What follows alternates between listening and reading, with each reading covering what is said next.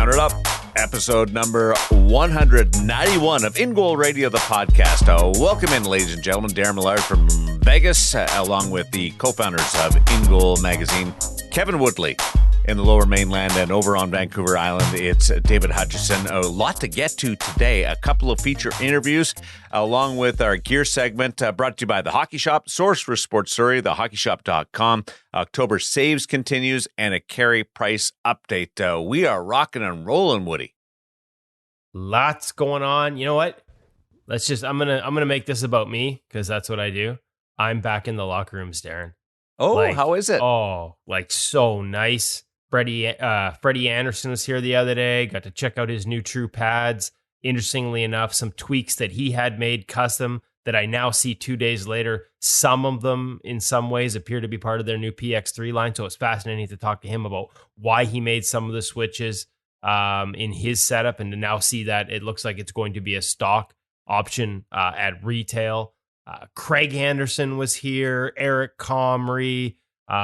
We had time to sit down, obviously, with Annti Raanta. Like, it's just so nice to be back in there, to be able to have one-on-one conversations, continue to build those relationships, and to see the gear, like to be able to ask questions about that stuff, right? Raanta had the Connect skates. We're going to talk to him about that, like so many different things. It was, yeah. How about this one? Craig Anderson playing against the Canucks. I think it was about the second period. Sharp angle shot. Squeezes the pads together like Evgeny Nabokov in the 90s, baby. It was just like straight up, two pads right together. Puck ricochets off. JT Miller was like the guy who shot it. He's just like, what the? And literally in the TV time up, comes up to Craig and he's like, what the hell was that? And I talked to JT the next day and I had to ask him, like, did that just totally throw you off? He's like, if he did something like that on a grade A scoring chance, I would have been rattled. But all I was trying to do was throw it off the back pad and have a rebound go to the middle, which of course it would have if Craig had dropped into a reverse or even a VH. But because he just did the old school stand up and actually kicked the pad out, in JT Miller's words, like kicked his leg at it, it went straight back towards him and past him and caught him totally off guard. So another win for the importance of unpredictability at times. These shooters are clearly looking for specific things, and old school Andy threw a bit of a wrinkle there, and I think there's some benefits to that. So fascinating conversation with him that we'll have coming up next week. Eric Comrie learning from Craig Anderson, like two totally opposite goalies, one who plays on feel and instinct and another one who's a pure technician or more of a technician. Just, I love being back in the locker rooms and having these conversations, guys. So I couldn't hide my excitement. I had to share just a few of the little anecdotes we'd had here in the opening week of being back in the room. For the record, Hutch, I just said, hey, we're rocking and rolling. Yeah, you did well there, didn't you? I rocked and rolled. And then all that happened. I think anybody who hosts Kevin Woodley on their show really has about the easiest job in the world, don't they? Good morning, Kevin. Absolutely. That's all you have to do. Yeah. We got a 10-minute segment. What do you want to talk about? This is why they pay me all right, on Kevin, goodbye. That's why they pay me on radio. 2 questions, 20-minute segment. I still remember one of his first interviews on Sirius XM radio.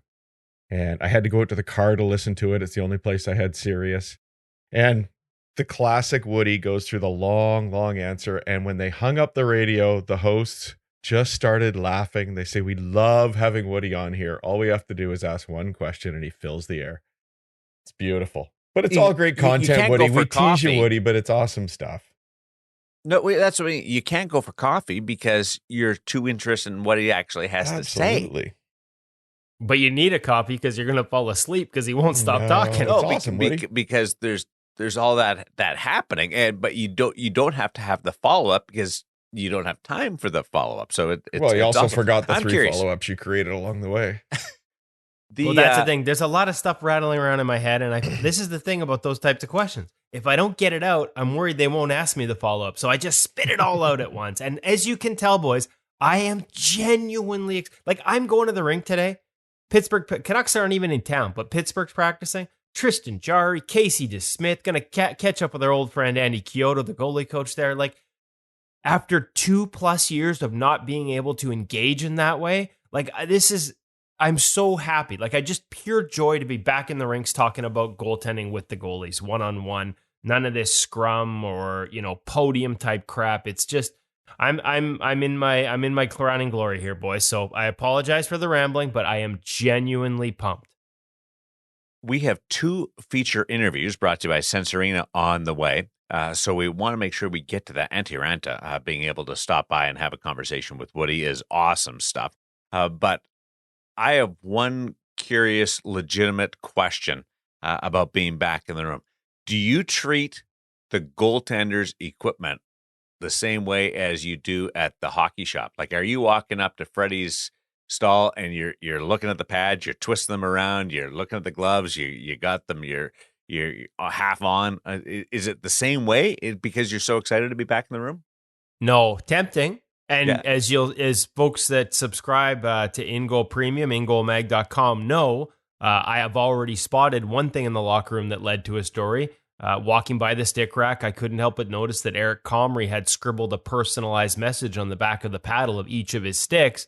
And so, quick conversation with Eric, but also, and this is what's different in the locker room of an NHL team versus the hockey shop, I got to ask permission. So you got to make sure you can't just start grabbing gear. And, so I asked Eric permission. Can I get an image of that? Ask public relations. Hey, is it okay if I take some video of the stick rack here? You got to get permission there. So I don't think I'm sticking my hands in gloves. This is the other thing too. Sometimes you want to take pictures of masks. Always got to get the guys to bring it down. The last thing anyone wants is your hands touching something that goes on their face. So I'm a little more delicate, Darren, when I'm at the rink than I am at the hockey shop. And I got to say, what I'm looking forward to most in the coming month is a whole new space at the hockey shop to terrorize Cam and all the staff there with my endless grabbing of equipment, trying on gloves, flexing sticks. They are moving, guys. Moving from the long-time location in Surrey to a massive location out in Langley. I haven't been inside yet, but we'll be in there soon. We'll share some video. Huge area, huge space, more specialty area for goaltending, more shooting areas for us to hop in as we do this week with the Bauer Proto-V to take a look at the flex points on that stick in our video and our gear segment. There's 2 shooting rooms now, as I understand it. Like, just can't wait to show the folks what the new hockey shop is going to look like. And a quick note to all the longtime supporters, fans, and customers of the hockey shop, whether you're in person or thehockeyshop.com, I believe the last day at the old store that it's open is going to be November 14th. I may be there shedding a tear of nostalgia on that final day. The new one doesn't open till November 19th, but they're going to keep the online business, this is for you, Darren, open throughout. So Yes. Don't worry. The physical location will have a brief shutdown while they move all that inventory and put the finishing touches on the setup. But thehockeyshop.com will be going full speed, full bore. If you need gear, they're going to get it to you. Make sure if you're in town, get your skate sharpened by Cecil and his crew before the old one closes. But in terms of buying new gear and having it shipped directly to you, wherever you are, thehockeyshop.com will remain open. And I can't wait. Like I said, big location, lots of new space, excited to see what they've done with it, and excited to share that with you, because once we're in there, we'll make sure that's one of our early videos. We'll walk you through the new hockey shop out in Langley. Big move for the Hockey Shop, source for sports Surrey, to Langley, thehockeyshop.com. A smaller jaunt for the gear segment this week as Kevin and Cam talk the new Proto-V Twig.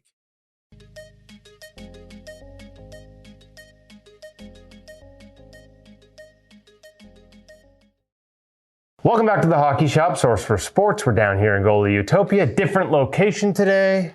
We literally moved 5 meters to the right. That's it. It's cavernous down here, Cam. We want to create the effect of us having to move a great distance to get to your magnificent stick I wall. walked many miles to get here. We're here, though. We're at the stick wall. Two-sided, folks. You can't see. There's another side here. Correct. We're in front of the Bauer line. Why? Proto-V. You've seen it. Bauer started advertising it last week. Cam already has it in stock. We do. We heard all about 575 grams. That's which correct. Obviously makes it an exceptionally light stick. Let's get Cam to walk us through the rest of this stick, details, the build, the flex point. What matters other than weight? First of all, like, that's the lightest stick in their line. That's correct. Yeah. Lightest stick in the market. Par. Right with the true. That's correct. The hazardous. The hazardous. It was 507. So we got 2 sticks now in the 575 gram range. This one is going to cost you about $60 less up here in Canada. Price point has come in underneath that hazardous model. Let's go through the rest of the features on the Proto-V. Okay, so what you're getting is based off of the Hyperlight design. So you are getting the pentagrip. Ooh, a lot of people like the pentagrip. Correct. You're getting that more texture grip that will help you get out and get your finger out in front. Me personally, I do like that grip that I do get out of the stick. Shorter shaft. So you are chopped 2 inches off of what would be your regular Supreme overall height. There's a Hyperlight. 27 to 27. Same size. There you go. There is the same build. You can see it's got the same grip. Correct. So again, for pulling that puck off of the boards, I'm not grabbing my stick all the way up here, for example. I'm getting a little bit lower, being able to pull that out a little bit easier. To help aid in that as well will also be the P30 Run rounded toe as well. Again, That's stock only option. Stock only option. And that will again help to aid in pulling that puck off the boards. So now that's similarities. There you go. P31. What's different? Different. Okay, so overall feel of the stick, weight, all that jazz is coming from a couple different things. So Proto-V, they basically told their R&D development team that, hey, forget the budget, figure out something crazy and new. They've kind of done that with this. So advanced carbon layering 2, so better overall carbon, higher count, reducing the weight by also creating more rigidity inside the stick as well. Rigidity equals durability? In theory? In theory, to be honest, so far we've been lucky. I actually, knock on, well, I don't really have much wood around anymore, but that said, no warranty so far. We've had them out. Not that there isn't a warranty on the stick. There is. They haven't had to warranty a stick. Correct. So we'll properly label that. What I do find so far is just a very, very stiff stick. The way that the stick overall flexes and pops, I find it's a bit of a higher kick point. Just in terms of general overall feel. But I do find that even putting some weight behind it, that's how you really have to get that pop out. It's a very stiff overall feel. Bit of a different sort of feel. As much as it's a pentagrip, it feels like almost like a rubberized surface over the top there. Correct. So now that's basically moving on to the shaft of the stick. They are incorporating actually rubber technology into the overall shaft itself. That's helping to reduce the overall shock off those shaft impacts and that overall vibration. So once again, you're continuing to get that good overall feel without that like overall vibration of that stick wanting to bounce out of your hands. Okay. Anything else new, different? I mean, obviously we've gone through a few key points here. Feel, performance, good look. Nice murdered out look. Yeah. Blacked out. Anything else? I think we should show it off shooting here and come check it out at hockeyshop.com. If they've got questions on availability, how many to order, is this something you can order? Super limited. No, super limited release. What you got is what you got. Where Correct. do they get you to figure out what you got other than the hockeyshop.com? 604-589-8299 or 1-800-567-7790. Bauer Proto-V. It's hot, it's new, it's light. And it's available now at thehockeyshop.com. Come check it out.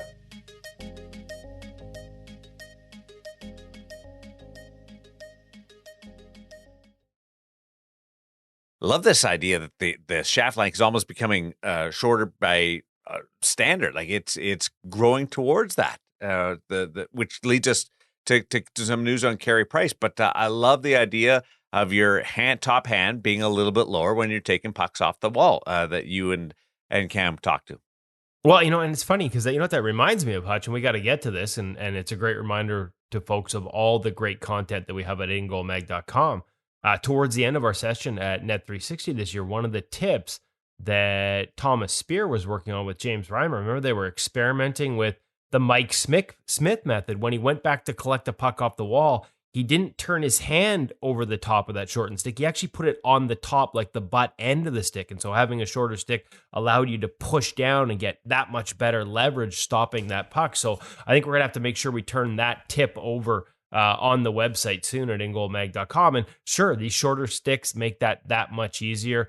Impressed by the weight, impressed by the feel. I knew we talked a little bit about the true hazardous stick, sort of setting a new sort of standard in terms of 575 grams. Bauer matches it here with the Proto-V. I would argue having them side to side, the finishing's a little cleaner on the Proto-V. It's sort of got this subtle blacked out look. And based on some of the early returns and feedback, there's a durability there that I think folks have come to expect from Bauer product, and maybe even this exceeds it a little bit. Tiny bit stiffer, so it'd be really interesting to see, and certainly a lot cheaper at $60 less than the hazardous stick. So another option in the extreme lightweight category, the Bauer Proto-V. And as you mentioned, Darren, who started this trend of sawed-off shorter sticks in the National Hockey League? And where did that and started to trickle down now to the point where it's stock on a lot of options at retail? I think that was Carey Price.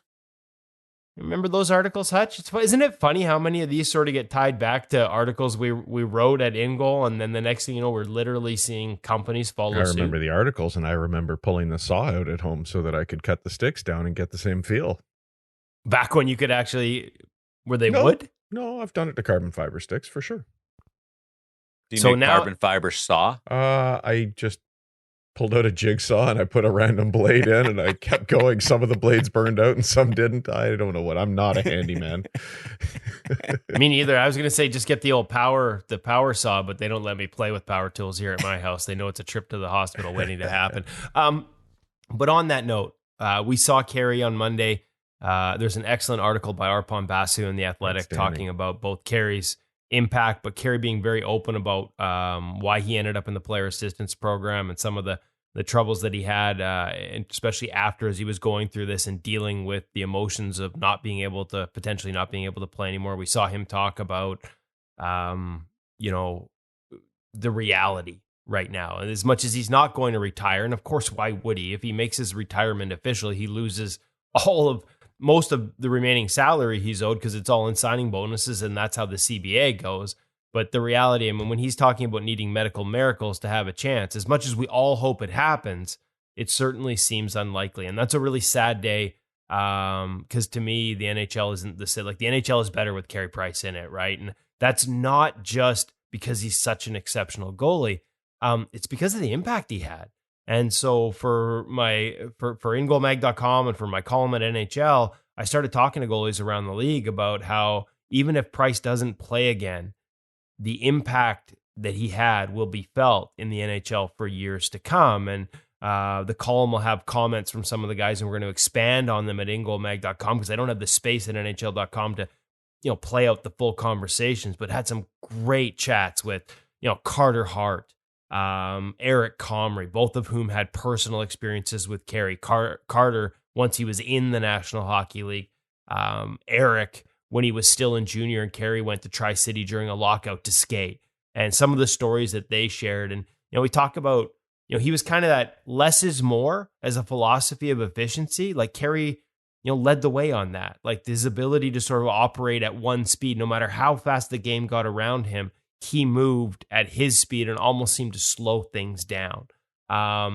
Just remarkable in the way he impacted the position. Guys like Hart and Comrie modeling their games after him, looking up to him.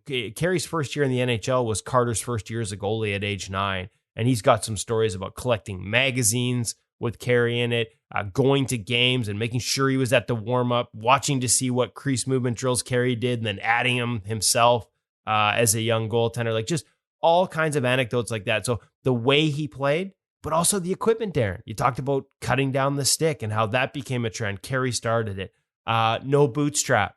Carey, to my recollection, as much as Lundqvist loop and putting it through the heel was all about Hank, Carey is the first guy to ditch it completely, and a lot of goalies followed suit. We think of taking the elastic knee strap from your knee stack and running it down to your calf to open up more room or in the knee area for knee pads. Again, Carey Price started that. So many goalies around the league now use it, and that's an innovation that starts with him. And so whether it's the way he played, just the sheer class and talent he had on the ice, the person he was off it, or the way he moved the needle with every little equipment change that he made. I mean, CCM built an entire line, the E-Flex line, around his playing preferences.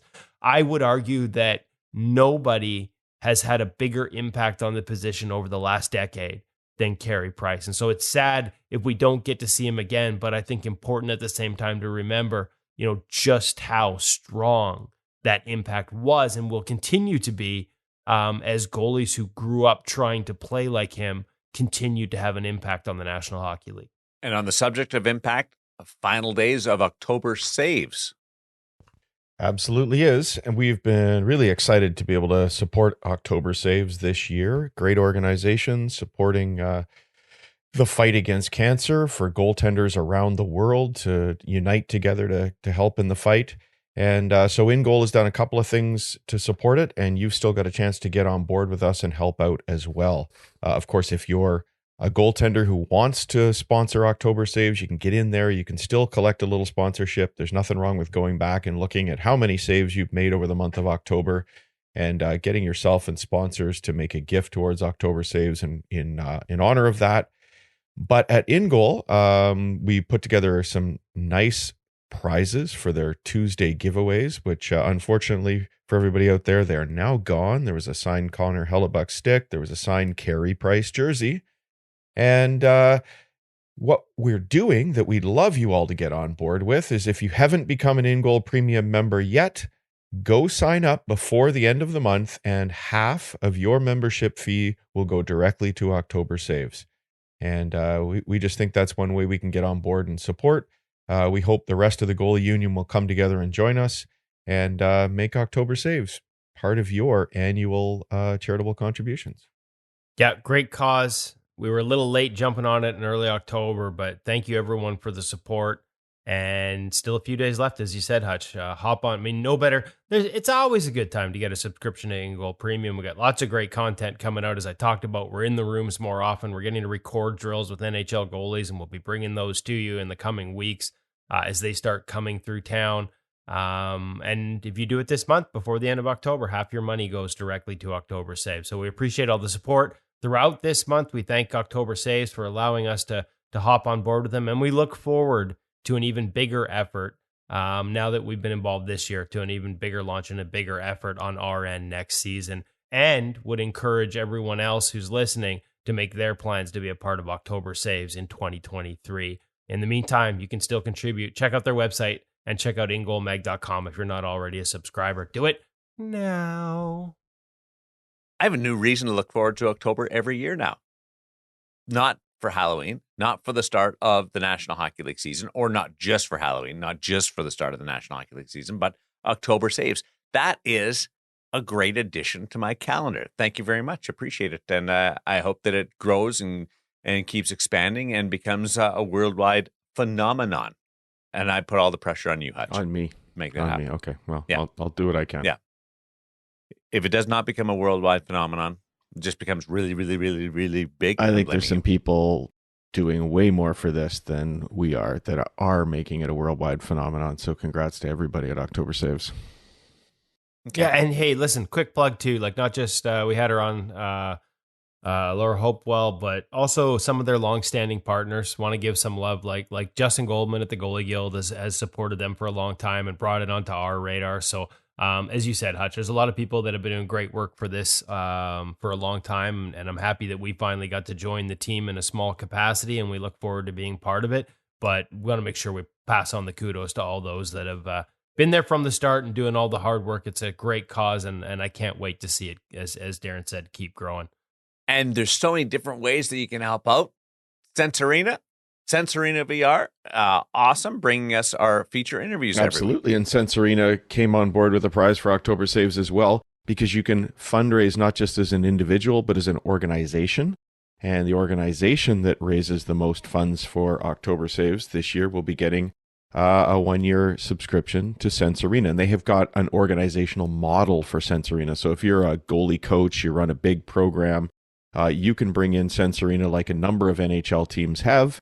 And then multiple goaltenders in your system can work with it and can be tracked within the system and so on. So Sensorina is a great way to train off the ice. In fact, we think it's possibly the best way to train off ice to become a great goaltender. No more are we just standing in the hallways juggling, bouncing balls off walls, but now you can face virtual shooters They're video shooters in many cases where you're facing professional hockey players. You can get a feel for what it's like to stand in front of a 90-mile-an-hour slap shot that maybe you don't get to because you're woody and maybe just a little bit old and slow, or maybe you're a young kid and you don't really want to step in front of a 90-mile-an-hour slap shot. Well, you can see what it feels like in Sense Arena. And right now, if you would like to train in Sense Arena, learn how to read releases like Craig Anderson, learn how to face top power play formations, get some work on your eye-hand coordination and other neurocognitive skills, it's a great time to, if you head over to sensearena.com, they'll have a little pop-up there. If you haven't joined their email list, do it today, and you'll get a 20% discount on your subscription to Sense Arena. And don't forget, use the code at checkout, IGM50, as in InGoal Mag 50, IGM50, and you get another discount as well on top of it. Never been a better time to try Sense Arena. Add it to your regular weekly training, and you will be a better goaltender at the end of the season. We guarantee it. I have a buddy who's always said one of his mottos is, why pay retail? Yeah, you don't have to right there. You got the 20% discount. You got the IGM 50. It's perfect. It's begging you to sign up. It's the best time ever. Says the guy running the business InGoal Radio, the podcast. Oh, Hutch is going to kill me after this. This may be my last episode. Nobody has to pay retail to listen to this podcast. Good point on that. Woody, 2 feature interviews this week. We start with Annti Raanta. This is a bit of a history for us. First time. Yes, I guess we are getting to that point where we haven't had a lot of, there's not a lot of first-time guests left in the National Hockey League. Episode 191. There we go. Taking a little while. I've had chats with Annti over the years, but never been able to sort of have that long-form sit-down. This was in the room, so you'll hear a little background noise. You heard me talking about being back in the room. Thanks to Kane's PR for, allowing us to do this and set up, and frankly, stay in the room a lot longer than anyone else. We were lingering long after the rest of the media had exited and was out talking to Rod Brindamore after a morning skate. But Annti was great with his time, lots of great insights. And, the one thing that I took away from this and talking to Carolina Hurricanes goalie coach Paul Schoenfelder the day before when they were in town, just the amount of fun that Annti is having again. As you'll hear him talk about, that got sucked out of him a little bit with the injuries and the losing in Arizona, mostly the injuries. But this guy's been a hell of a goalie ever since he got to North America. Really took off with the Rangers, talks a lot about mentoring under Henrik Lundqvist and Benny Allaire. That was really cool. Listen for that because it's really neat. And when he's healthy, like he's been, you look at the adjusted numbers, he's been exceptional. So to be healthy again, after we finished the discussion and stopped hitting record, we just chatted a little bit. And, even his wife, like he's happy when he comes home. Like he's back in a happy place. He enjoys playing hockey. As he told me later, it had kind of become like a job. And so much like me being back in the rooms, like he just had this huge smile the whole time talking to us. And so thanks to him for the time. I hope everybody enjoys it as much as we did.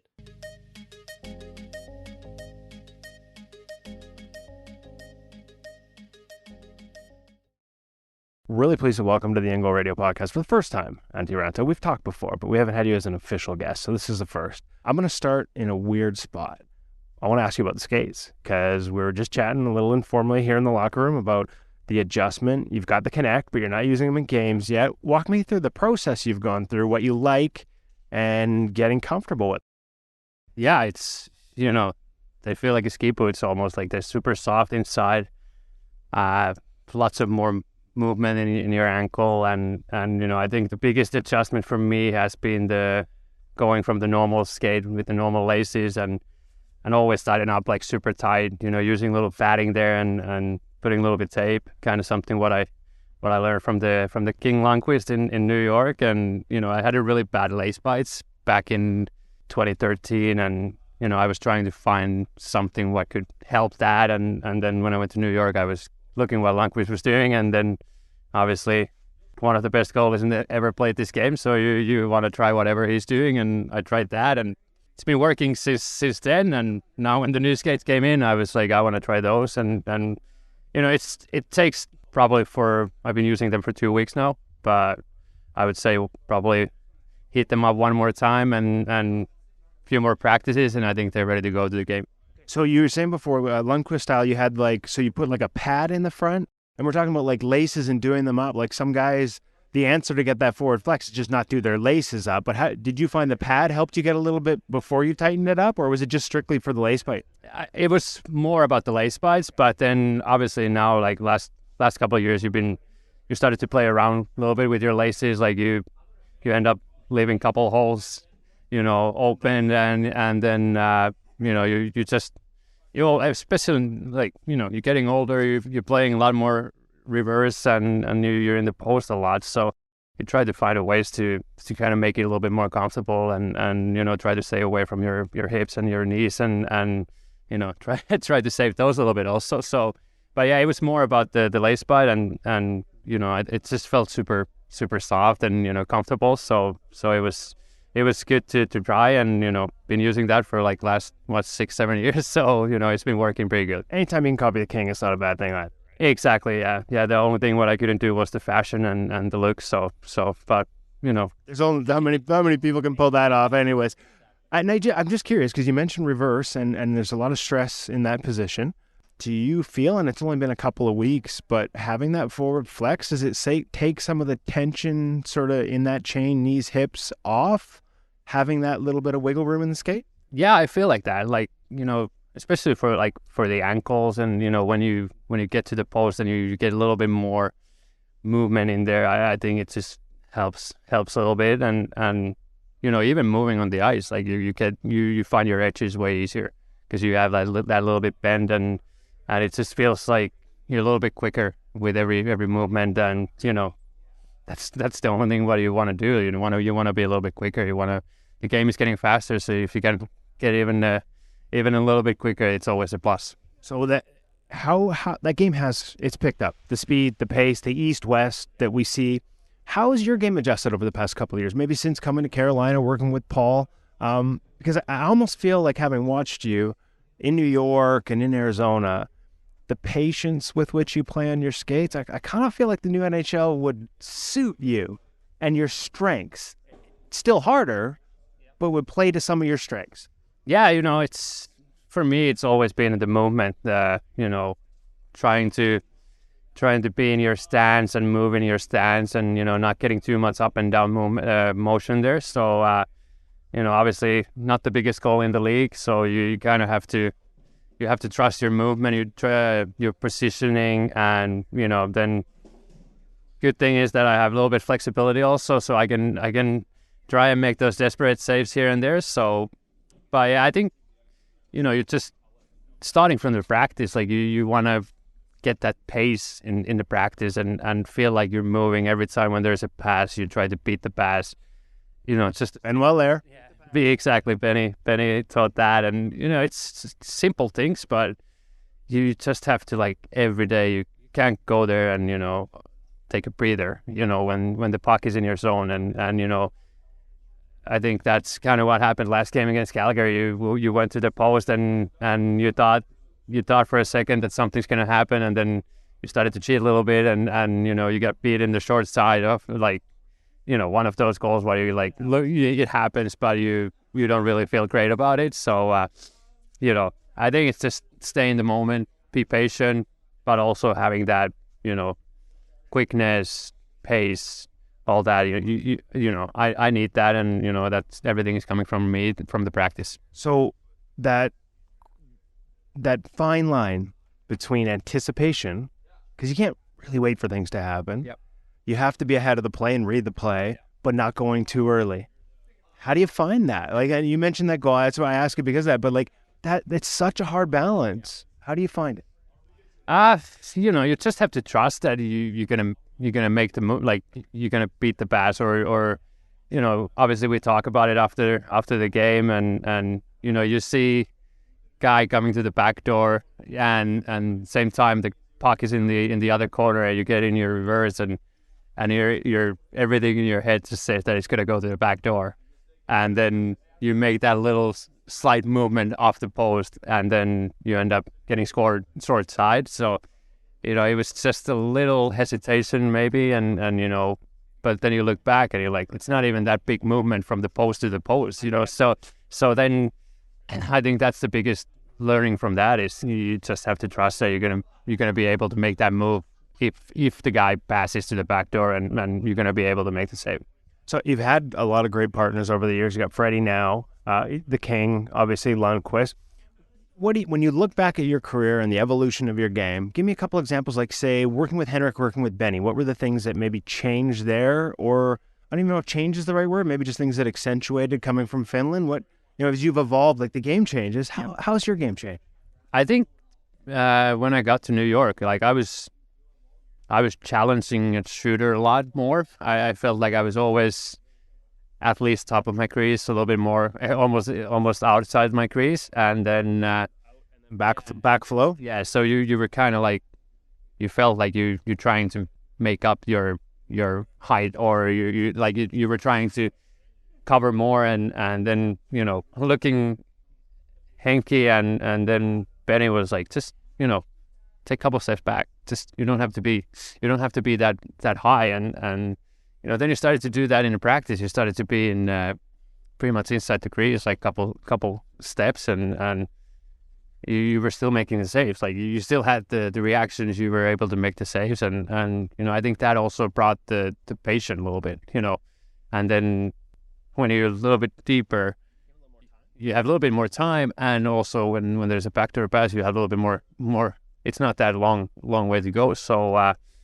I think those were probably the biggest things, but also Benny was, he was a lot about, having that confidence, trusting yourself, just smiling every day, didn't matter what happened, I think probably the funniest memory is when, had a really bad practice, like felt like couldn't stop a single puck in a practice, and Benny just skates by you and whacks his stick on my pad and great practice, and just skates by, and I was like, was that sarcasm, or what was that? And but he was always about just don't get too beat up, there's gonna be practices where you can't make a save or you feel like that, and still you end up making good stuff up in there. So but just having that good mindset all the time, and obviously playing with Corey Crawford was awesome.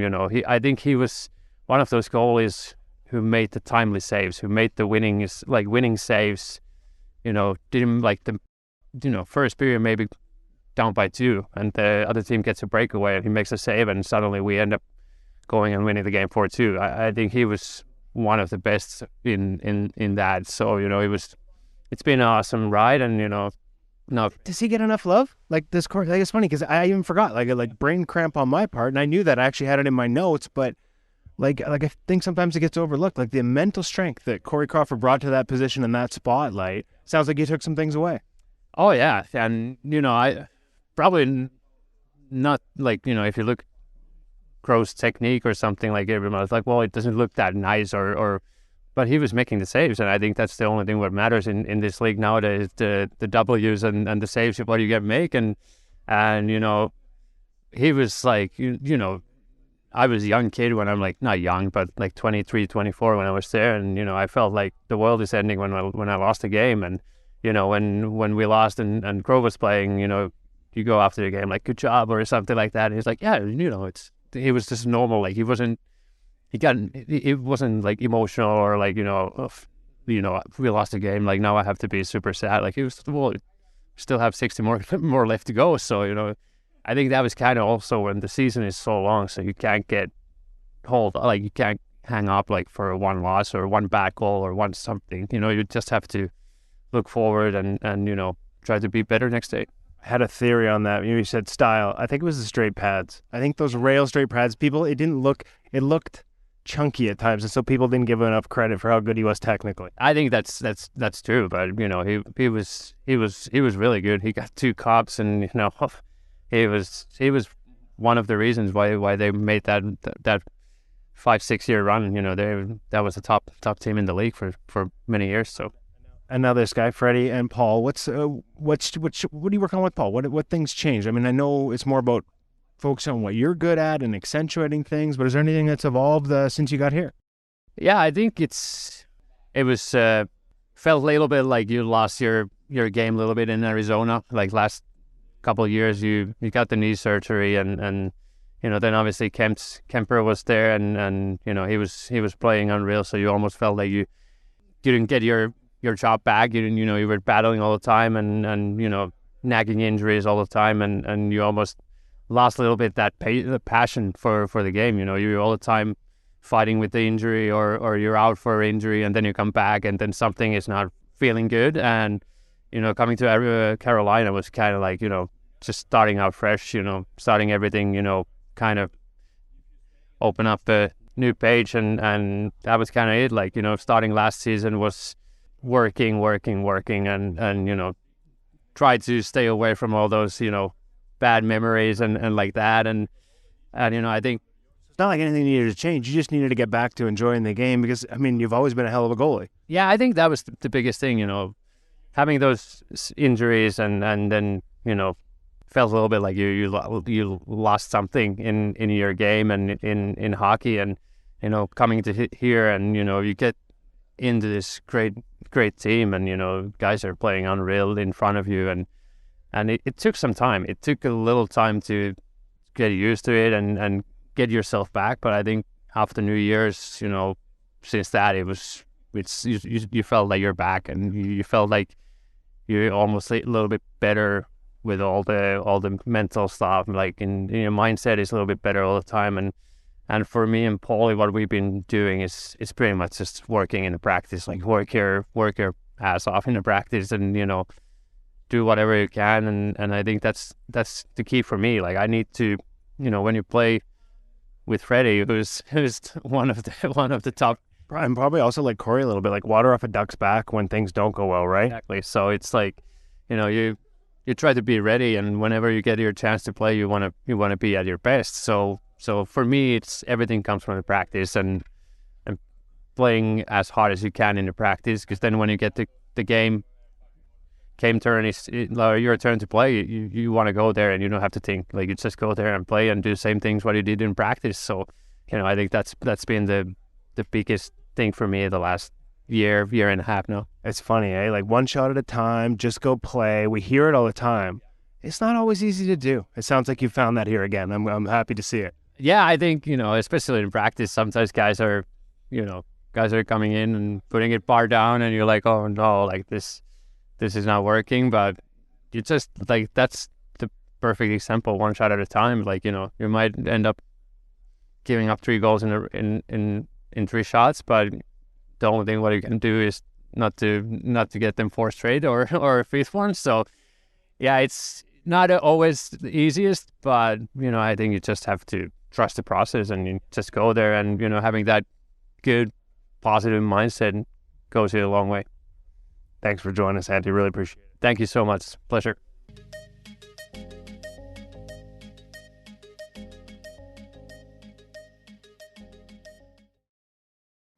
There's 2 worlds colliding there with Woody being back in the room, and Annti he was so gracious with his time. I can see you guys just sitting in the room, gear all around you, everybody filtering out, and you guys are just 2 peas in a pod talking net binding. And of course, we had a little extra time because the Carolina Hurricanes used their equipment manager as a practice goalie. Oh. Yeah, so Georgie was out there taking shots, and that allowed Annti to come off a little early and have a conversation. One of the few teams that does it because they have somebody on staff. And let me tell you, best equipment manager ever. And that's not a shot at anyone else, but it's just because he's still a goalie, right? And so Annti talks about all the little tweaks that he can make quite easily. Talked about all the work that George Alves did on his gear. When they had the Hartford Whalers days, because they didn't get separate sets, so it had to sort of be like pad screened, and he painted masks for the guys like their equipment manager did. He paints masks on the side. He did masks for the guys for that. So there's another thing. He's come up with a secret. If you have your toe tie severed during a game, it's a nightmare in the NHL. because you can't take the pad off and redo it. There's no time. So guys will actually finish periods with the toe tie totally disconnected. He has come up with a way to create a quick connection at the bench fast enough that the referees allow them to get away with it. Patent pending, so I can't share it right now, but he promised once he's got it all organized, he will share his quick hit toe tie solution that he's come up with in the NHL. So there's a little teaser for the folks. Once he's sort of got it dialed in and make sure nobody can steal it, we'll share that one with the rest of the folks out there. Equipment managers are geniuses, but having one that's a tried and true goaltender must be such a huge advantage for netminders. I'm trying to think of Ed Belfour, what he could have done with that hutch. Like that would have been cool, because by the end, Eddie was almost an equipment manager himself. Or if we go way back in the day, Tony Esposito may be well known for tinkering with the gear as well. Yeah, I wonder how many of these guys, I've not had the privilege of playing at that level, how many of these guys go to their equipment manager with some ideas, some questions, and get blank stares. You know? So having somebody like George who can not only say, yeah, I can do that for you, but maybe give you a few great ideas to expand it. It's got to be invaluable for them. And don't forget, he's also played in the NHL. That's right. Oh, That's yes. right. The shortest NHL career tell in that history. story? That's right. That was the night that Eddie Lack, I think he got concussed playing sewer ball soccer before the game. And towards the end of the game, so Alva's dressed as the emergency backup on the bench. And towards the end of the game, Cam Ward came out so that he could get in. And I can't remember how many seconds it was. Actually, I think it might have screwed our good friend Jordan Sigalet out of having the record. I wasn't going to do that. I wasn't going to do that to Jordan. For the shortest NHL appearance or shortest NHL career, because I think his only appearance in the NHL was a relief appearance as well. So no bitterness there. The goalie union remains strong. We're all committed to each other. Everybody can have a different share of the record book, and obviously Siggy doing a hell of a job as the goaltending director with the Calgary Flames right now. Let's reach out in that goaltending community with Amanda Makela of the PWHA. Awesome conversation that you have talking to a netminder, a goalie coach, somebody who's basically has ties to all areas of the greatest position on earth. Yeah, and much like our last conversation, with a player from the PWHPA, that like I love that crossing worlds. Like the reality is, and it shouldn't be this way, and we can have that discussion down the road, but you need a second job. Like if you're playing in that league for that organization at this point, it's not enough to be your sole job. And so the players, the goalies that are also coaching on the side, to me, these conversations are fantastic because they're playing against the best shooters at the highest level in the world, but they're also teaching kids and other top-end goalies at the same time. And so the lessons that they're learning and applying on the ice, they're also learning how to share and translate those lessons to the next generation. And I think it just makes for fascinating conversations. And we had another one with Amanda.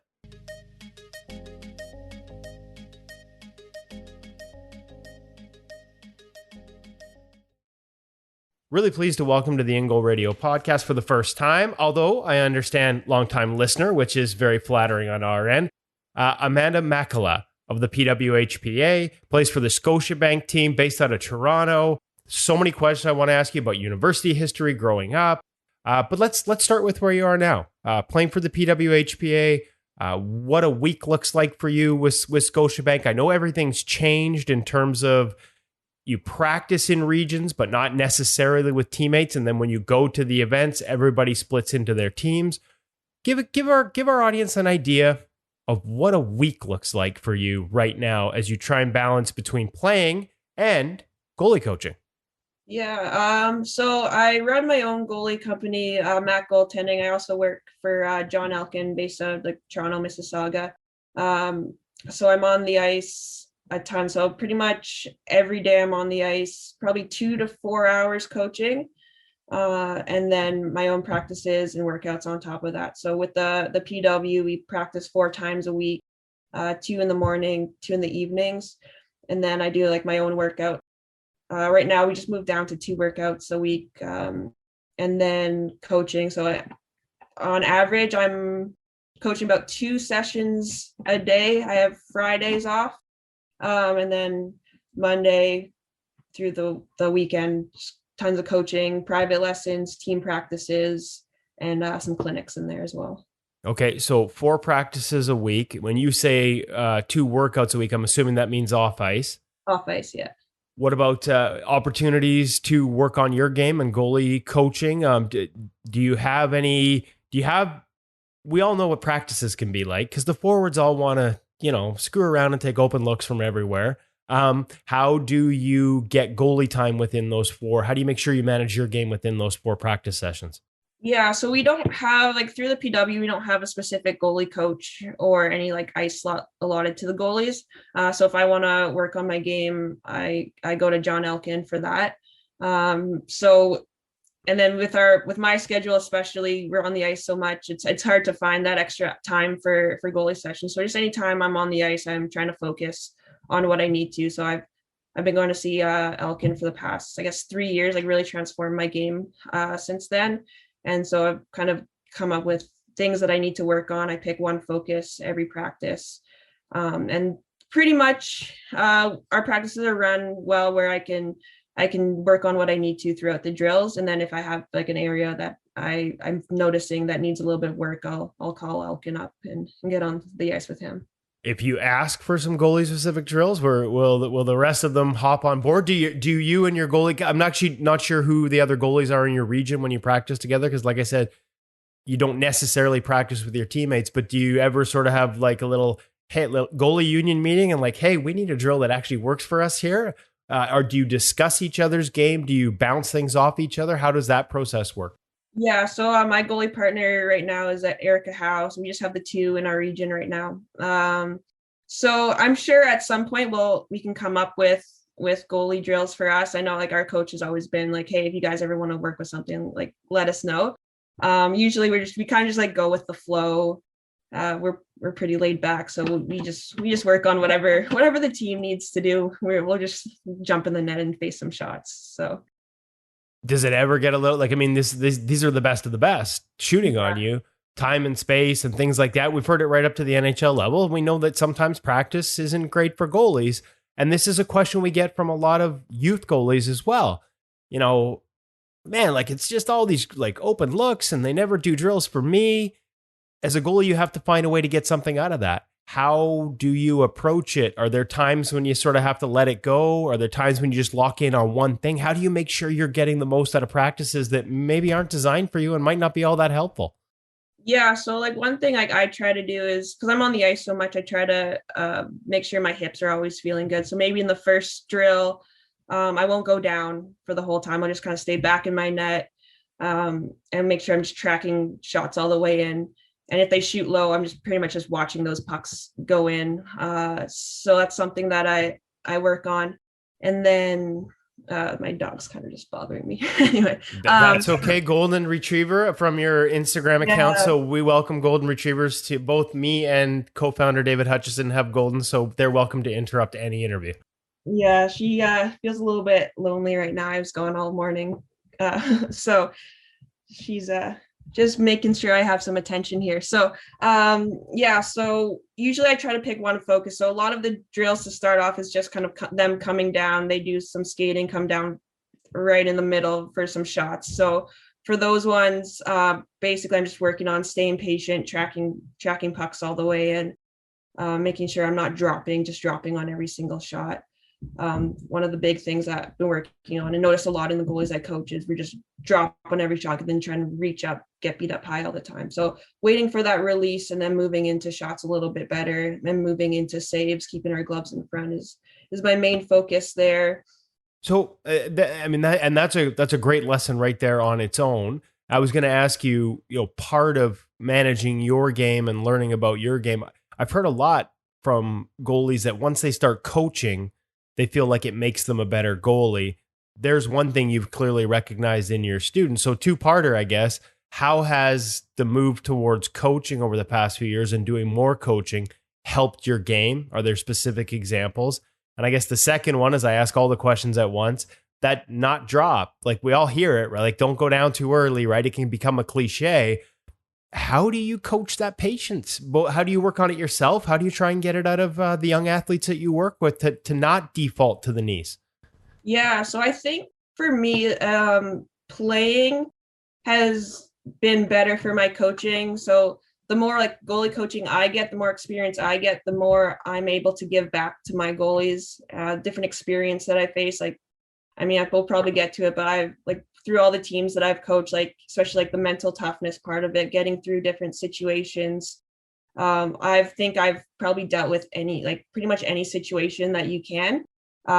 So being able to help those goalies there, I think is huge, to get them through whatever they're going through. And then when it comes to like the technique part, being able to use what I'm coaching in a game and give them video examples maybe of me doing it, it might help, because I find that I learn better through video. So being able to give them the opportunity to do that as well. And then I find just by playing, I learn a lot more. So I'm able to use that to help my goalies. So when you say playing and learning a lot more, are we talking in terms of like reads and how to read and anticipate in different situations? Something that I think we hear a lot about, sometimes becomes a bit of a lost art at the youth levels, that ability to anticipate and understand how the game moves around us. Yeah, for sure. So it's coming down to like reading shots, reading the play, know like how to manage your depth, where to play during certain situations, your save selection, like RVH versus overlap, all that stuff. Maybe like on a power play or a penalty kill, I guess for us, we'd be playing a little bit deeper because they're moving it around the periphery a little bit more, trying to be more efficient on our feet. So like all of that kind of plays a big role. And if I find by playing, you're able to incorporate those into your game, so then you can help teach that a little bit better. So when it comes like going back to staying on our feet a little bit more, trying to read that releases, a lot of times you have a lot more time than you think. So a lot of goalies end up dropping or even collapsing their knees before the shot's even taken. And then from there, while you're moving down, that shot's coming up. So it's hard to move in those two directions at the same time. So the idea is to wait for the shot to be off their stick, and now you can just move into the shot. So just as simple as just getting them to try and have and trust that patience of not reacting until that puck is off the blade, sort of see and track through that release. Are there different drills you like to sort of try and achieve that? Or is it just, more constant reinforcement, or maybe a bit of both? A lot of the time it's a lot easier to say than do. You really have to work on, one, like your edge work has to be really good, and like your core to stabilize yourself to not just drop. So really, one's working on edge work, making sure we're efficient there, and then just getting used to that patience. Like once you understand that you have a little bit more time, then you're able to read that shot. And it's just good about getting consistent. Like even like that top NHL goalies, top female goalies, like we're going to drop sometimes when we don't need to, but we want to make sure that we're consistent there. So a lot of drills that we just do are just pushing, like T-push shuffle to the middle, and then we'll shoot high and just having them like stay within their posts and moving high into those shots. There are even like holding the puck on your stick for a little bit longer, so they're forced to be patient and then take that shot.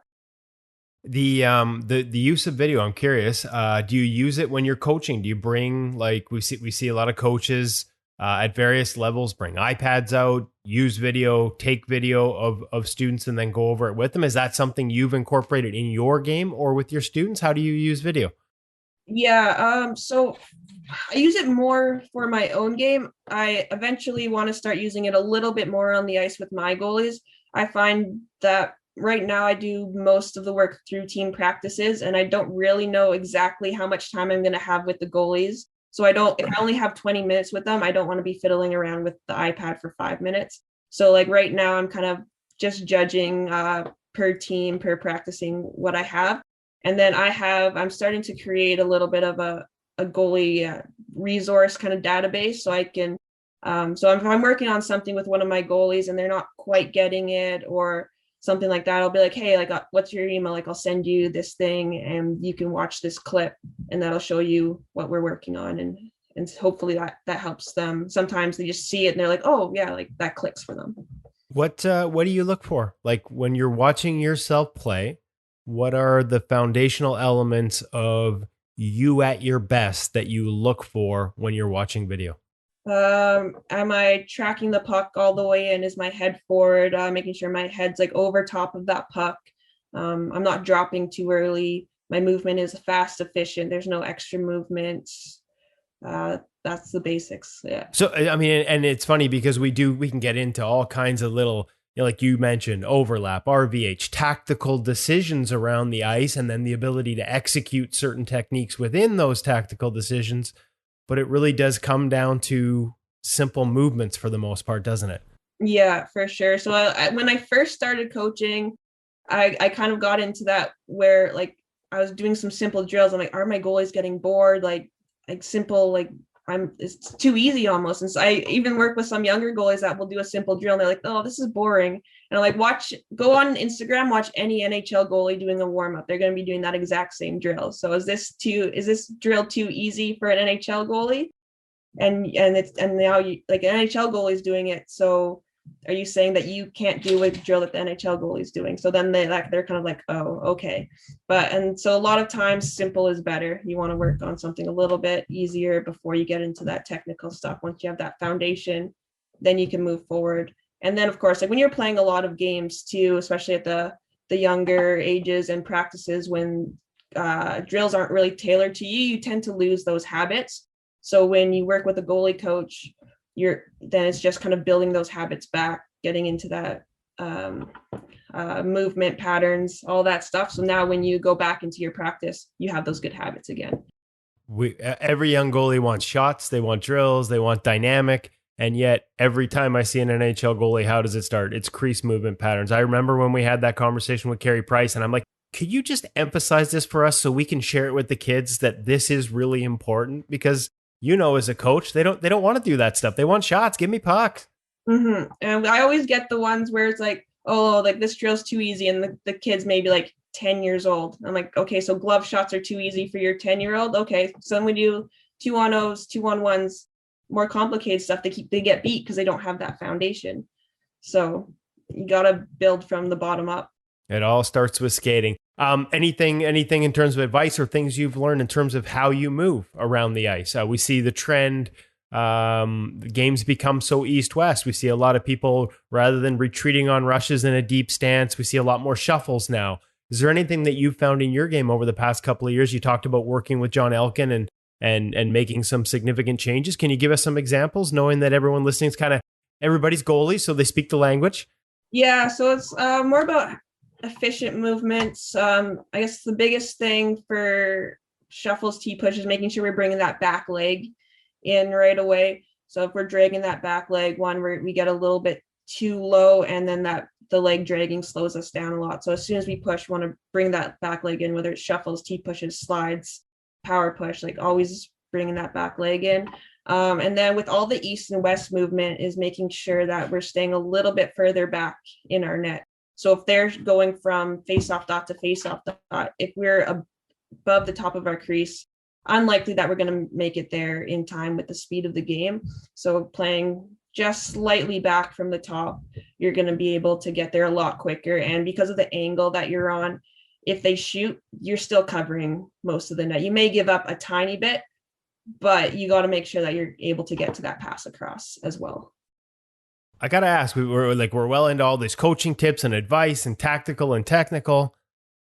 How'd you become a goalie? Let's just rewind this a whole bunch. Like where did this, you're coaching it, you're playing it. I missed the fact, I mentioned all the different places you played. I forgot about Sweden, which I want to ask you about last season. How did this all start for you? You know what? I really don't know. It's an interesting story. So like when I was growing up, my parents, they put me in pretty much every sport to try and see what I'd like and what was awesome, like swimming, all that. So I did. They put me in skating lessons. First lesson, I'd figure skates, cried the entire time. Like I hated them. I wanted to wear, at that time, the boys skates. Like my brother also had skating lessons, so I wanted to wear the same skates that he did. I didn't think it was fair that he got different skates than I did. So the first lesson, like I was just toe picking everywhere. I absolutely hated them. Second session, my parents were like, okay, put me in hockey skates. Absolutely loved it. Had the best time.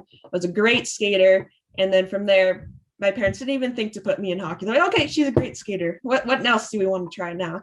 But then at school, I've always been kind of like a tomboy into sports, probably from the fact that my parents just let me try all these types of sports. So all my friends at school played hockey. I'm from Thunder Bay, so there's not much to do up there. So hockey is the main thing. So it kind of just seemed natural.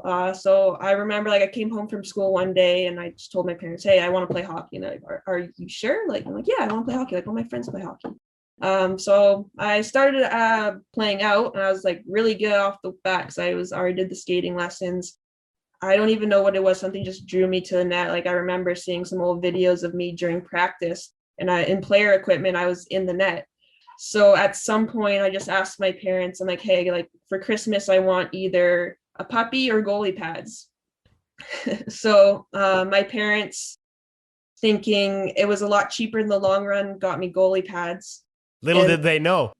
Yeah, so it ended up being, they're still paying for it right now. So they're super supportive of that. So yeah, so I got goalie pads. And then I'm probably the shyest kid in the world. And my parents were like, okay, well, if you want to play goalie, you have to ask the coach to play goalie. And I've never spoken to the coach all year. So get to practice that day, go right up to the coach, ask to be goalie. And they're like, are you sure? Like, you're like probably one of our best players. I'm like, yeah, I want to be a goalie. So from that point on, every second game, I'd go in net and play out the rest of it. And then the next year, my parents made me try out for boys hockey, and I thought that they were crazy. Like, there's no way. Like, I've been a goalie for like half a season. No way I'm going to make a boys team. So I tried out, and I had this amazing coach that year who ended up, like, I wasn't very good, but he saw something in me. He's like, we're going to take you. And he really worked with me probably for like the first month until I actually played a game. He's like, but then, yeah, pretty much the rest is history. I've been goalie full time since then. And sorry, and roughly what age was that? 8, 9. Okay. And so you start, who were any early influences? Like normally it's either the gear, or sometimes we hear it's like, I had to be a goalie to play with my older siblings. Those are the two most common ones for sure. As you get into the position, are you just playing it on pure instinct? Are you watching NHL guys? Was there a point, I mean, probably not at 8 or 9, but as you moved up, was there a point where you're like, go from watching them and just enjoying watching hockey to trying to figure out what they're doing and how? Yeah. So growing up, I was a pretty big Leafs fan, unfortunately. Yeah, so I guess I think the first goalie I ever watched was Curtis Joseph. So he was a big influence for me, and I guess watching him, I tried to imitate what he was doing. And then my parents put me in goalie lessons pretty much right away. So there was that. I remember I needed a new glove one year, and there's a glove that said Cujo on it. Probably the worst closing glove. Like, there's not even a space for a puck, but I had to get that glove because it said Cujo on it. Couldn't catch a thing for the whole year, but it was a really cool glove. But I love it. Yeah. And I mean, Thunder Bay's got some pretty, like, we've been blessed to get to know Alex Auld since he relocated here. Goalie coach Colin Zulianello works out of there, and I know Zuli just took a job with Seattle's AHL team back into coaching in Palm Springs.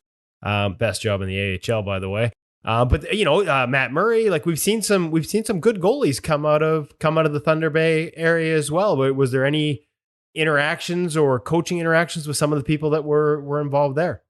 Yeah, for sure. So Matt Murray was actually my goalie partner in Pee Wee. We played Pee Wee Kings AAA together. Had the same goalie coach growing up. So Colin Zulianello. I went to see Carter Hutton was one of my goalie coaches for a little bit. I grew up with Blackwood as well. We didn't really cross paths too much growing up, but later on we did. That's a pretty, like you say, it's a small town with not much to do. Like I've almost forgot about Huts, and I missed Mackenzie. Like and yourself, like that's a pretty darn good representation in the goalie world. Yeah, it's very good. And then, well, growing up, there wasn't many female goalies around my area, but like Haley Irwin played for Team Canada at the time. So like when she came out to a couple of Carter Hutton's goalie schools to shoot on me. And when I played U18s, I got to work with her a little bit. So that was pretty cool as well. Nice. So as you sort of get into the teen years, and like you said, played on Canada's U8 team at the U18 World Championships. That transition, at what point did you think, hey, this is something I could do long term? You end up going to play NCAA for 4 years. Was there a point there where this went from, hey, I want to be a goalie and wear Cujo's glove, to, hey, this is something I'm pretty darn good at, and there's a future here? Yeah, so it's pretty interesting. Like I don't really remember seeing any like really Team Canada influences until probably I was maybe 13, 14. The Olympics there, and then until then pretty much just playing for fun. Like I didn't even think about universities, anything like that, until one day I got home and there's a letter from, I think it was Princeton, in the mail. And at that point I'm like, oh hey, like I didn't know if I was good enough or not. I just played for fun. Like I knew I was good for my team, but I didn't know I could play at that level. So once I started getting a couple of those college interests, I'm like, hey, like maybe I can go on and play a little bit more. I knew I always wanted to continue playing hockey, but at that age, and during that time, college hockey wasn't as big as it is now. So I didn't really know as much about it and didn't know it was a future. So once I kind of figured that out, I'm like, hey, like this is something I really want to do. And I had all these schools looking at me. So I started really thinking about my future there. Does that add pressure? Because you know, when you're just going out and having fun with your friends and you're not thinking about it in those terms, once you sort of realize that, did it add a layer of pressure to you performance-wise, and how did you manage it? Are there lessons there that you could translate to other kids who are maybe going through the same process now? Yeah, for sure. I think initially when I knew there was scouts coming to watch me, or just knowing that they were in the building, it added a little bit of pressure. But then once I got into the game, I completely forgot all about them. So it's kind of like just go out and play. Like if you're too busy thinking about like who's watching you, who's in the stands, if you're worried about your performance, you're not going to play well. You just got to take the thinking out of it. So go out there. Like as hard as, like, it's easy to say, it's harder to do, but the main thing is, you're focused on a hockey game. So try and just go out there, have fun with it. Like the biggest thing for me is just stop thinking, just go out and play. And that, yeah, I was going to say, because it is the easiest thing, that next shot mentality is so easy to say, and it is hard to do. Is there anything you've done over the years? Like, it sounds like you come by it quite naturally. We see some people that struggle to stay in the moment, have to work, they'll write things on sticks inside their blocker. They'll work with sports psychologists. Has it just come naturally to you? Or is there any little tricks and tools that you've developed along the way to help you stay in the moment as a goaltender? Yeah, I think initially it was very natural. I didn't face a lot of pressures, really. It was just always about fun for me. And then once I started getting to, I guess it'd be the university level, where I had all these external pressures placed on me, kind of took the fun away from it. So just being able to trying to figure out how to have fun again. And it's definitely something that comes over time. There's been a lot of situations where I've had either like bad coaches or something like that. And there's a moment, maybe like 5 years, 3, 4, 5 years, something in there, where I just didn't like hockey anymore. It was not fun. Took me everything I had to get to the rink. And eventually I figured out how to have fun with that again, but it's really something, it just takes time, and then learning different strategies to have fun with the game as well. Is it just a matter, was it just a matter of remembering that you needed to have fun, or is that, it's again, easy to say, but hard to do when you're not enjoying it? For me, it was more about trusting my abilities, because I knew I was good enough to compete. I just wasn't given the opportunities. so like I just surrounded yourself with people who support you. So I had a great goalie coach. I had great strength and conditioning coach. Like my parents have always been supportive. My dog's always been there for me. She's always been the mascot. So surrounding yourself with those positive influences, and it just builds up your mental capacity there. And then just you always have to believe in yourself. So when everyone's doubting you, I just never stopped believing that I was good enough and I could be there, and I put in the work too. So I put in the money to go see goalie coaches, to go see strength coaches, to do vision training, all this stuff, because I knew I had the skill. It's kind of like waiting for that opportunity to show it. Once you finished at Mercyhurst University, NWHL for a year, CWHL for a couple of years. Obviously, we know there's been sort of the opportunities and where they lie have changed over the past number of years for women's hockey. What was that process like in terms of finding a spot and choosing that path and finding that balance between playing? And we know there's not usually enough finances, so you have to do other things as coaching sort of filled that void. And, how's it changed since joining the PWHPA over the past couple of seasons? Yeah, so the unfortunate thing for women's hockey right now is there's really not enough games. So we play, it's probably less than a college season, like especially with COVID, like that is a separate thing, but we've played maybe 20, 24 games. So, and because there's so few teams, you always have 3 solid goalies on every team.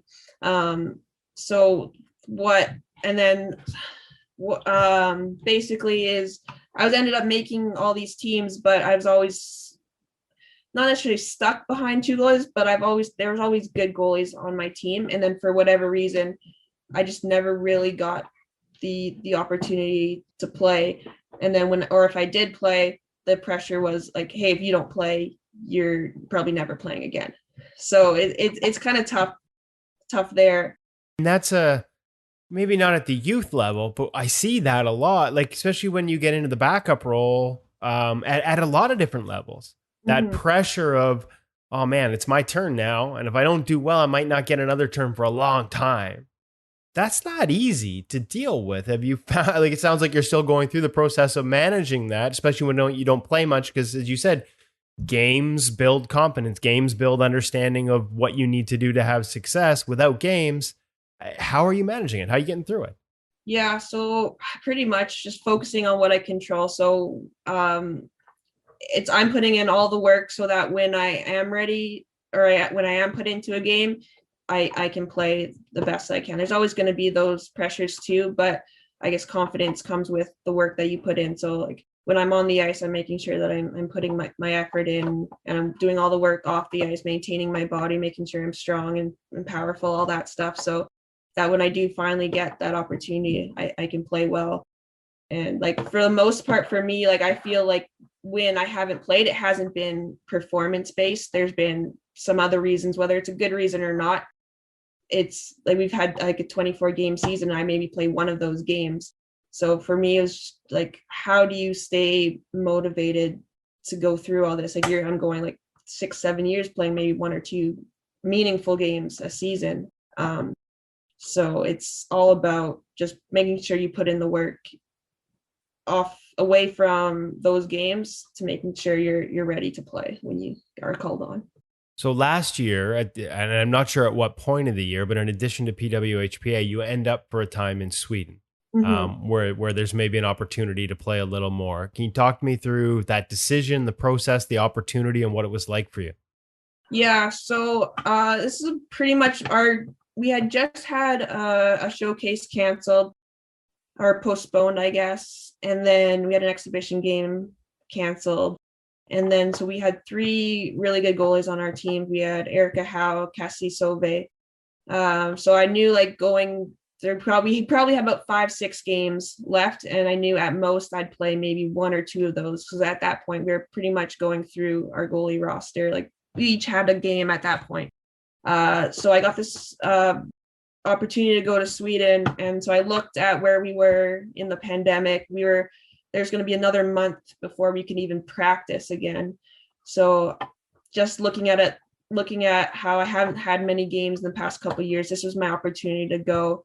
and play 13, 14 games in the span of 2 months. So it was a tough decision. I don't like leaving my team halfway through, especially as a goalie, like knowing you can put your team in a tough situation there, especially practices, games, injuries. So I talked to my coaches and we figured out that, you know, you got to do what's best for you. And I ended up deciding to go to Sweden. Had a really cool experience there. The hockey wasn't quite at the level that I was hoping or expected. But again, like I played, I think 13, 14 games. We ended up making it pretty far into playoffs, a lot farther than we had anticipated. And just overall, like pretty much the life experience, like the team over there was amazing. I loved every minute of it. It was a great experience overall. Did you consider going back for this year? I mean, it's been such an evolving world in terms of opportunities and what's open and what's closed. Was that ever an option or something you considered, or just needed to be back home? Yeah, I thought about it, but overall I decided to stay home and hope to make a PW team. Big reason was I didn't want to be away from my dog again. And then two, I love coaching. And in Sweden, I didn't have as much of an opportunity to coach. So I really wanted to make sure that I kept growing my business, and then as well as like learning and working with Elkin. And then with the Olympians being back, Hockey Canada, USA players, the hockey's just so much more fun. They bring another level to practices as well. So in Sweden, like it was fun, but it wasn't challenging for me. So I always like to be challenged during practices. So just being able to have an opportunity to train with them, I thought that was going to make me the best goalie possible. That's a big reason I stayed with the PW as well. There's a lot of options right now. So just to face the best players on a weekly basis. Yeah, those practices are so fun when they're around. So that was the biggest influence for me, is with staying in Canada. Like I knew I wasn't going to get as many games, but the practices I'd make be more of be better for my skill development to stay. Now, you talked about fun a lot, and you're enjoying those practices even when they may not be set up for a goaltender necessarily. What do you like about coaching? What do you find fun and enjoyable about the coaching side of things? So I always say it's because I like scoring goals. That's why. No, but so growing up, I had a couple amazing coaches, and I also had far too many bad coaches. So when I first started, like the first time I coached was probably maybe I was 13, 14.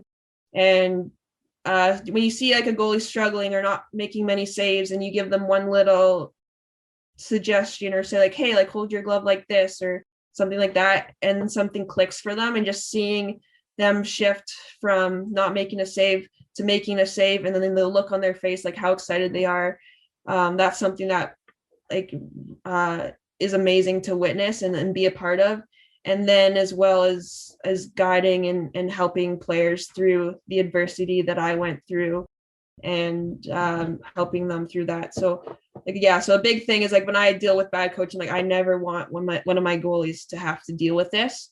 And if they do, I want to be there to help them. And then the big thing too, I love like the technical game of goaltending, learning about all that. So being able to help them there and help them accomplish their dreams is pretty fun. And now you're working with teams, as you said, but also doing some privates. Want to make sure we give a plug to Mak Goaltending and where they can get a hold of you if they're in that area and they're listening to this interview and they're like, hey, I would like my son or daughter to get on the ice and learn some things about this position from Amanda. Where's the best way to get a hold of you that way? If you go to probably my Instagram. Oh, and there's lots of great pictures of the dog on Instagram too. So make sure you check that out, folks. Definitely go there for Charlie content. So Instagram would be Makela 34. Just DM me there for any information or inquiries about goaltending. And then I have a website, makgoaltending.com. And if you're more in like Mississauga area, then reach out to Jon Elkin, and we can arrange something through them as well. Love it. We'll make sure we put that in the show notes as well. Amanda, thank you so much for spending the time with us today. I took up, as I tend to do on this podcast, and you know this as a regular listener, I took up probably more than I told you I would, but I can't thank you enough for taking the time to share your journey and some of the lessons along the way with our audience. It's sincerely appreciated, and I know they're going to learn from it. Yeah, not a problem. It was a lot of fun.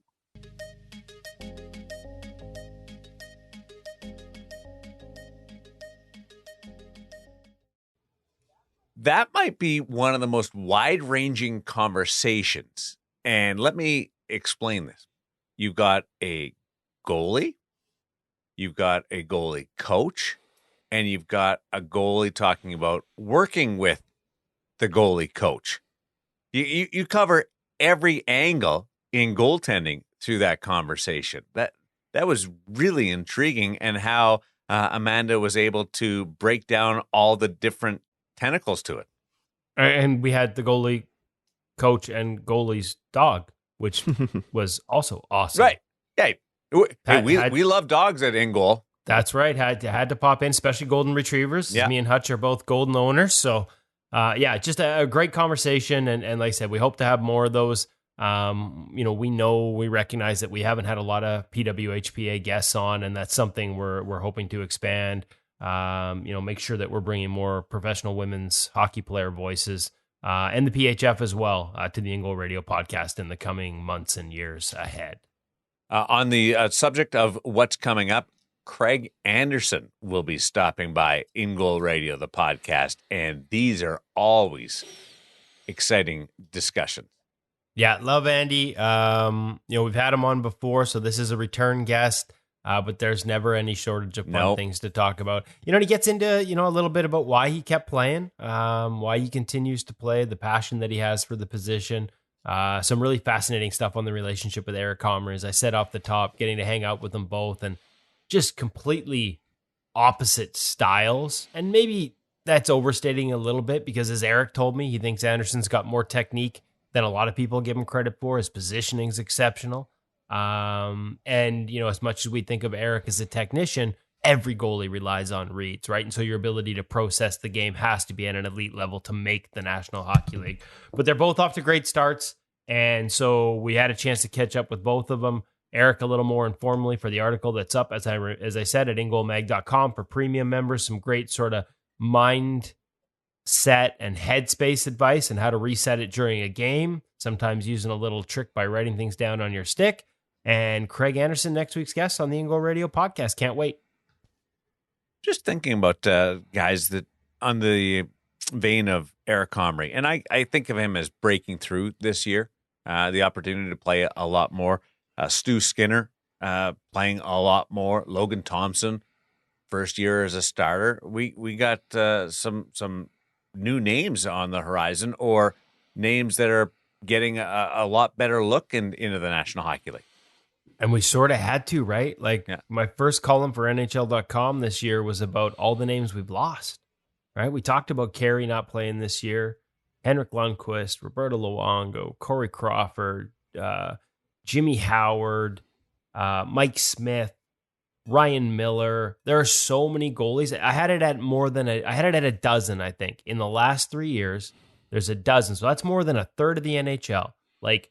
Workhorse number ones that have been in that role for 5 to 10 years that aren't playing anymore. And so it is going to lead to more opportunities for younger goalies. And it's nice to see them, sort of taking advantage, as Eric is. And it's nice. I think it's important, the mentorship. I think we forget that. I'm already seeing noise in Edmonton, because Skinner's playing so well. They didn't need Jack Campbell.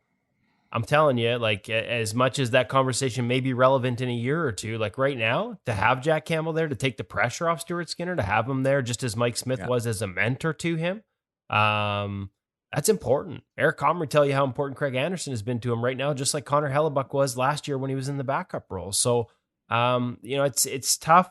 We saw it with Carter Hart.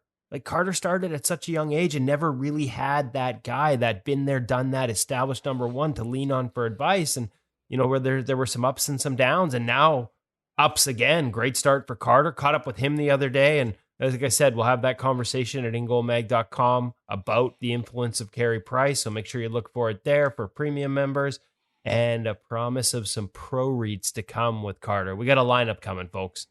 You've been patient with the old pro reads as we worked our way through all the inventory we had, but Spencer Knight, Carter Hart, all kinds of guys that have committed. Freddie Anderson, we're going to do some more with him. All kinds of guys committing to pro read sessions in the coming months that we'll have up at ingoalmag.com shortly after. Awesome stuff at ingoalmag.com, and it's some really cool different areas that you can tap into, whether you're a premier member or not. And we love the support, and you smash the like button. Hutch. People got to smash the like button. They got to share the podcast, and they got to get over to ingoalmag.com. Yes, they do. Smash the like button. I think, isn't that a thing over on YouTube? If you're watching the gear segments, reminder to everybody, the gear segments are all published over at YouTube as well. And if you're listening on your favorite podcast provider, we would love it if you would give us a rating and let us know what you think of the show in the comments. It really does mean a lot to us. As soon as one comes in, I fire it off to the guys because we all want to read them. And usually it sparks some great conversation around here. So we are listening. Send us your comments. Thanks, everybody. Well, hey, if you're getting that membership in this month, don't forget, you got a few days left to join us with October Saves. 50% of your membership fee straight to October Saves. Thanks to Annti. Thanks to Amanda. Thanks to our good friends over at the Hockey Shop, Source for Sports Surrey, thehockeyshop.com. Soon to be Source for Sports Langley. Cam is so busy over there. And thanks to you, the listener, for being along this ride with us. It's awesome. Can't wait to see you next week when we catch up with Craig Anderson.